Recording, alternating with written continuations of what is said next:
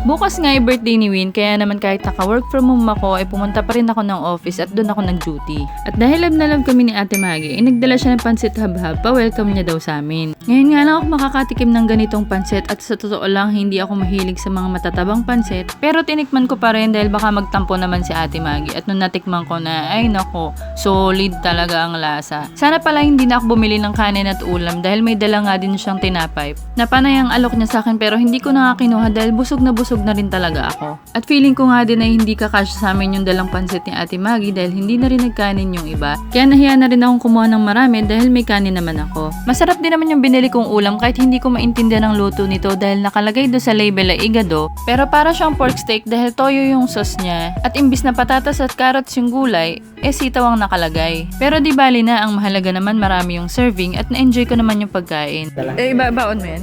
Hindi ko kayo Sige. Dagdagan mo, ayun po.